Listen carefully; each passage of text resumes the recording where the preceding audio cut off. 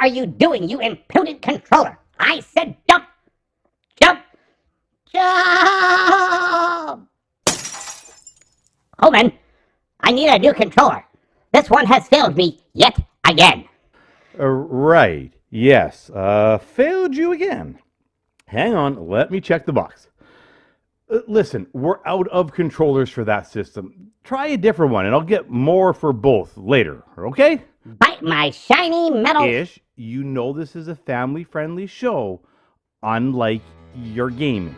Oh, he designs these controllers in his life.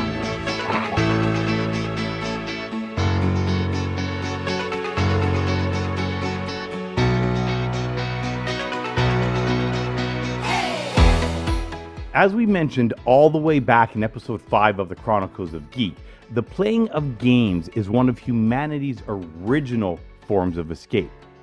We know from the historical records that gaming has been around since the Stone Age, with each age following adding its own spin of technology to gaming, helping us evolve as a species. The modern world is no exception. Think about it. What was your first gaming system? How far back can your gaming glory go? For me, the geek of the North, it was the granddaddy, the Atari 2600 with original wood grain sticker, not the fancy sci-fi looking one. My childhood saw hours of gaming titles like Combat, Yar's Revenge, Cubert, Midnight Magic, Defender, and yes, even E.T. And if I could go way back and stop myself from throwing that game in the fire, I'm not sure I would, regardless how much it's worth now. If you ever tried to play it, you understand. Video gaming has been the rallying cry for the modern geek since the 70s. A place where we could play games solo, but do it in groups, competitively, cooperatively, and sometimes we're not even in the same game. We're just in the same room, escaping together. Gaming, video gaming, gives us the ability to become the hero, the master, to become who we dream to be, who we idolize, who we fantasize about being. Superheroes, sports stars, the smartest person in the world, a really fast little green dinosaur. In video games, we can be any and all of them. Trust me, I know. In some worlds they call me Lord. In others, that bugger who put a freeway through a lake. Welcome to the Chronicles of Geek, my friends. Sit back and join Ish and myself, Damon Roth, as this week we escape into the world of video games. Which one of these systems are you going to talk about? There are so many, even I am confused. That, Ish, is a very good point. There are a lot of video game systems, not to mention the games that go with them. From consoles to PC to phones to dedicated boxes, video games span a wide range of devices. Now, for one to fully digest what modern video gaming is, one would need probably multiple series, not just one, let alone a single episode. So for the sake of time and consistency, when I refer to video gaming, I am including everything back to Pong and then forward. And yes, we're going to include all the early gaming machines that the University of Geeks were creating back in the 40s and 50s and 60s on oscilloscopes and whatever else they could get their hands on. The technology, however, has come a long way since Pong. A long way. But the idea, the main purpose of why we game is the same. Now, you may have noticed I said main purpose. Why I said this is that I want to recognize that gaming has many practical applications, from education to rehabilitation, for example. Escaping, however, is still the main reason why we game. Modern video gaming, of course, has its roots running all the way back to the pinball halls and early games of chance. As we look back at video games, though, we're just going to stop at the 80s, where arcades were in their glory days and gaming geeks plugged quarters into machines at a very alarming rate. So much so that the dark underbelly of escapism, this time through video games, was exposed as it became apparent that many could become addicted to the escape after falling down the rabbit hole. I am sure many of you have had warnings from parents, teachers, or others that video games can become an obsession. In fact, I am going to bet that many of you, myself included, may have had to call into work after a gaming session went a wee little bit too long with a very bad case of the gaming flu. Now, for those of you that are saying, I have never had a case of video game flu in my life, I ask you this. Have you ever had a case of, say, jam flu? You know, where the jam session that was supposed to end at 10 went to the wee hours of the morning? Because sometimes you just can't stop making music. And sometimes you just can't stop saving the world. As mentioned before, escaping is escaping regardless of how you do it. Jamming in a band, knitting, running marathons, reading one book in a day. Escaping is escaping, and video gaming is no exception. What you may have to remember though is to set an alarm and never depend on game time.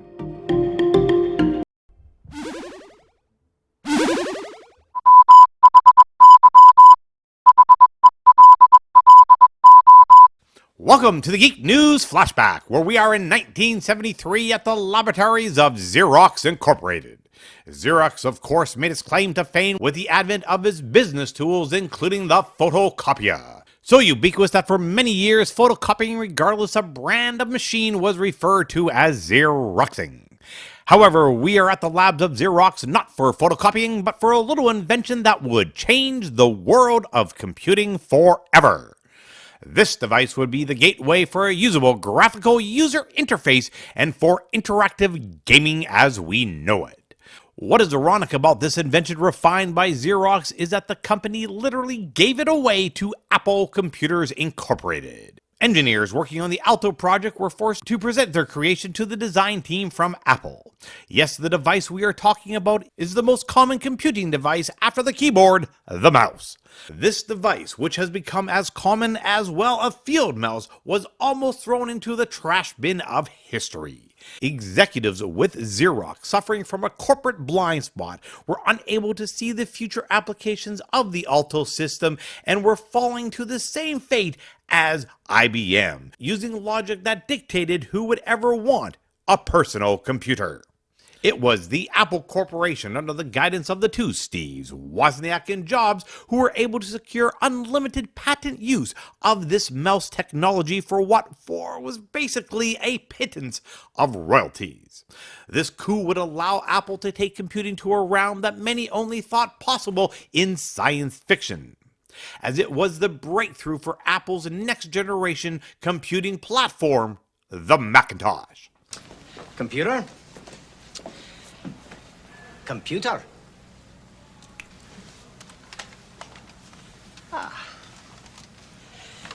Hello, computer. Just use the keyboard. The keyboard. How quaint.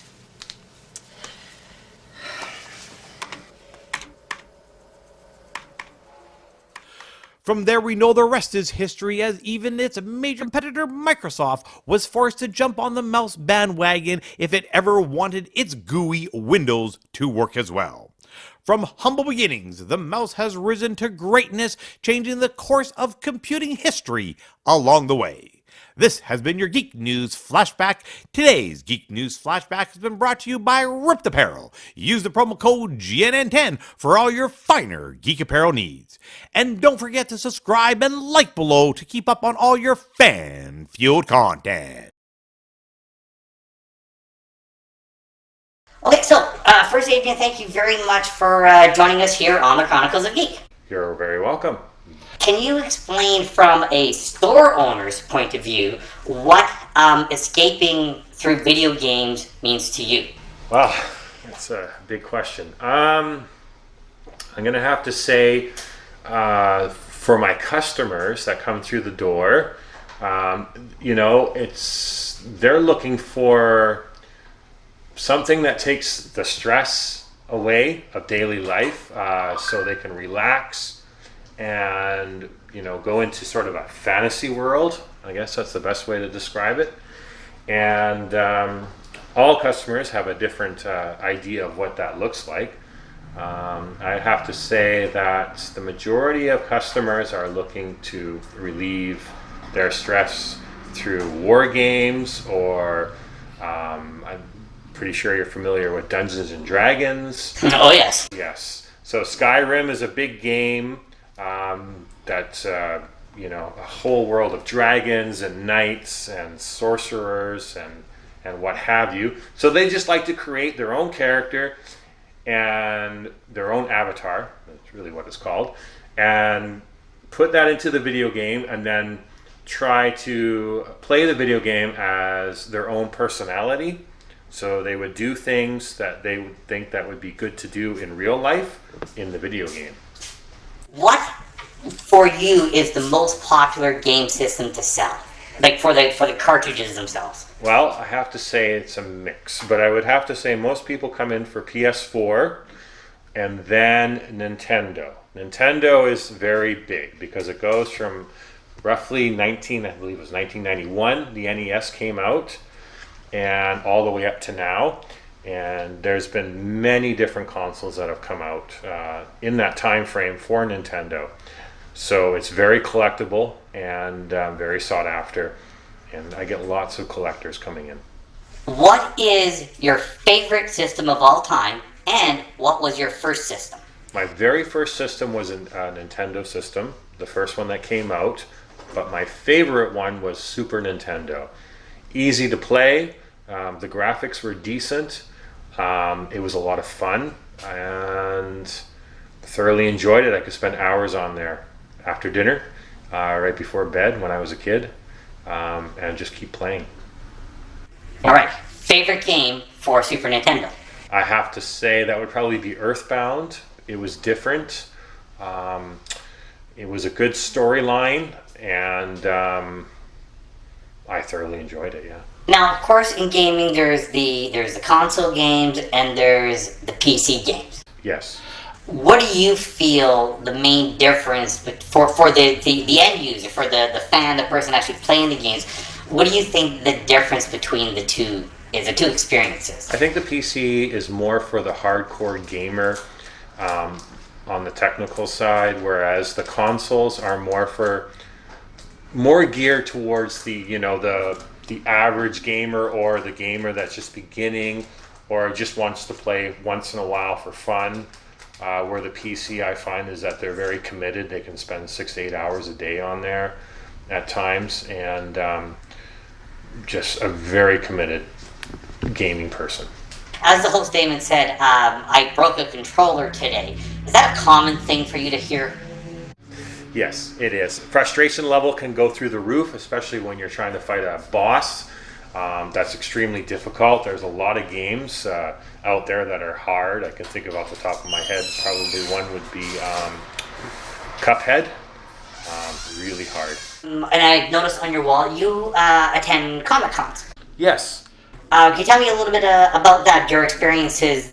All right, so we have done Calgary, we've gone to Saskatoon, we've done Vancouver, and obviously Victoria. I have to say that probably Calgary was the best experience, but they're still all good. Calgary being the largest one that we participated in. I would have to say that 2000, probably, I think it was 15 or maybe 16, was the absolute best. It was crazy busy. Lots of celebrities, lots of people in cosplay, and really enjoyed the cosplay parade downtown Calgary. The mayor was involved. I can't remember his name, but... Nenshi, that's correct, yes. And there must have been probably at least 700 plus people that were actually participating in the parade, all in their cosplay. So a customer just came into the store and he brought a bunch of old games. What's up with that? All right. So what customer brings in some old games. So normally what they do is they trade the old games to pick out some other games. And what I do is I'll give store credit towards their next purchase. Oh, so you get to bring the old stuff and get different stuff. That's correct. I like it. Yes. Ever had a copy of ET? I've had a couple of copies of ET. One sat there for about a year collecting dust. And I think ended up selling it for $5. But there is a story behind that, obviously. It was on, I think, Netflix as well. And the game was so bad that people were returning them left, right, and center. And back in those days, you could return games even if you'd used them to get a refund.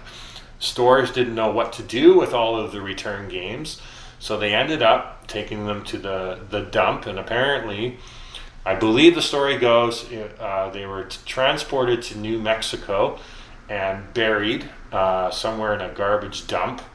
And there was tens of thousands of cartridges for ET that were buried. And I think it was in 2017, I'm not sure the date or the year, but in that time frame, that they dug them up and found them. And there was literally tens of thousands of carts that were still there. So you're moving, so that means you've obviously survived COVID. Yes. What was your little business secret to do it? What did you do that you think got you through it? Online sales and the delivery service. Those were the two main factors. We stayed open during COVID with a limited amount of people being allowed in the store. We took precautions. We reduced our hours, but online sales took off like a rocket. We do shipping all across North America, and that helped us survive a great deal. Yeah. All right, thank you so much. All right, That is thank awesome. you.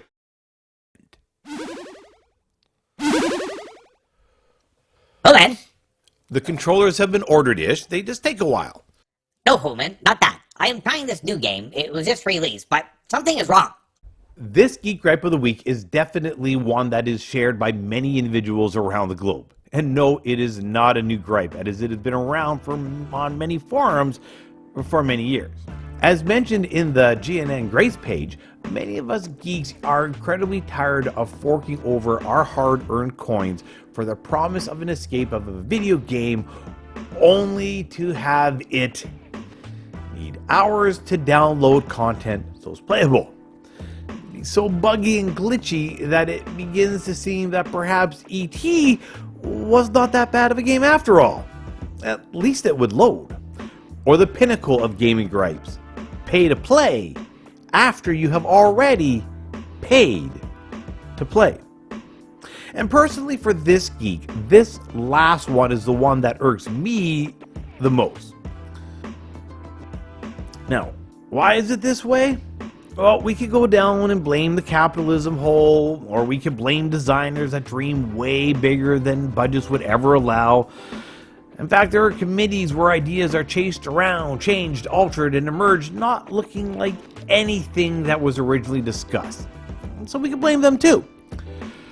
Now, let's go all the way back to the release of the before-mentioned ET. And if you're not familiar with this piece of gaming history, look it up. It basically shows you exactly how everything can go wrong. When impossible release dates are meeting impossible dreams, things just don't work. However, I want to suggest that there is one more group of individuals that are just as much to blame for the modern day failures of video games as every other group. Designers, owners, publishers, doesn't matter. And it's simply us, the fans, the consumers of the games. You see, up until recently, we have allowed the industry to get away with it. We have not held them accountable. Generally, us gamers will sit quietly by our machines waiting for the latest game, hoping that this time it will deliver on the dreams. We wait for the next classic, the next game that will change everything. So in my opinion, gamers, it's time to unite properly. It's time to not be the gripe of the week and to simply demand better. Use your wallets, use your comments, use the power of the geek. This has been your Geek Gripe of the Week, brought to you by MetallicDiceGames.com. If you're about to go down the rabbit hole and need the gaming tools to get you there, use the promo code GNN for 10% off all your gaming needs. That's it. I give up. I need a new controller. Why don't you just read a little? Yes, I like that idea. Where's my drink? Surprisingly, or perhaps not surprisingly, many realms of escapism overlap. Ideas, stories, properties will span multiple forms of escape. Movies, television, comics, novels, and yes, video games. We can all think of numerous Star Wars, Star Trek, Halo, Warhammer, heck, you name the game. And sometimes in the realm of video games, there is the tie-in novel. None of the three slept well. Shell had come to Flan for one reason only, to avenge the death of her mentor. And so far, she had not even gotten to Denlor's tower. Shell hadn't planned on being sent on any mission for the town council. Taro too was anxious. When Taro checked on Anton that night, the big man voiced two words, but they were no and die. And his glazed eyes looked haunted. Taro couldn't help but think his friend was even nearer to death. And Taro's only hope for quieting his feelings of guilt and helplessness was to take the time he needed to prepare mentally and spiritually for his return to the graveyard to regain the hammer. He had not counted on being required to recover Thorn Island, but he would make the best use he could out of the town council mission. Ren, on the other hand, was actually excited about the expedition to Thorn Island. For the first time in a year, he had a clear goal in mind, an assigned goal, granted, but a goal nonetheless. And he would be among interesting companies besides. Taro awoke before dawn and spent time preparing his armor in quiet meditation, as was the custom of his faith, contemplating the righteousness of his motivations and focusing on the needs to display bravery and skill to the honor of Tyr. The ritual of his meditation was broken more than once by the memory of the screams of his brethren at the hands of the undead, the image of the vampire mocking him, the humiliation of giving up the sacred hammer of Tyr, and the nightmare of Anton's flesh sizzling at the impact of the unholy symbols from the abyss. Taro shook his head to clear it of such thoughts and said a final prayer to Tyr, thanking him for providing companionship as he sought to hone his skills until he would be ready to make his return to the stronghold of the vampire and demand the return of the hammer. This particular novel, Pool of Radiance by James Ward and Jane Cooper Hong, goes back a few revolutions around the sun for me. I had gotten a copy of the video game Pool of Radiance and was making my way through it on my trusty old 64. And don't ever talk to me about load times until you've played off floppy disk or cassette. For those of you who are familiar with Pool of Radiance, kudos. In short form, it is one of the original turn-based graphical semi-open world games ever created. Some call it the original. Oh, did I mention it's a Dungeons and Dragons property? For the time, it was hard, especially when you had no idea what to do and there was no internet to rely on to give you hints. But back in the day, we had cheat manuals. So, I did the only thing plausible for a stuck 80s gamer. I went to the bookstore and I ordered the cheat manual. Or what I thought was the cheat manual. Instead, I got the novel. And this is when I received my first lesson in video game novel tie-ins. They do not always follow the game, and they most likely aren't going to help you win anything. Now, the book Pool of Radiance itself is your typical TSR D&D property of the time.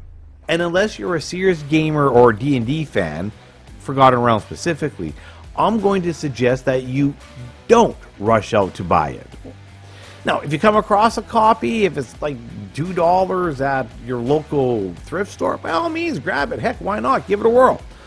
Unless you're a serious D&D fan or a gamer, it's probably not going to make a lot of sense. The book, unfortunately, assumes you know a lot about the D&D world. A lot. Also, do remember that this book is from the 80s, so please no hate comments on its slightly outdated choice of words and roles. And no, I have no idea how a skinny metal bikini can protect anyone from anything, let alone Dragonfire.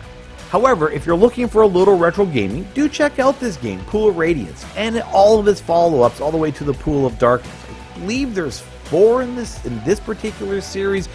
A couple more scattered throughout. The Hillsfar adventure is interesting. But if you got a machine that'll play them, why not? Just remember though, they are from the 80s, so they are going to feel very retro.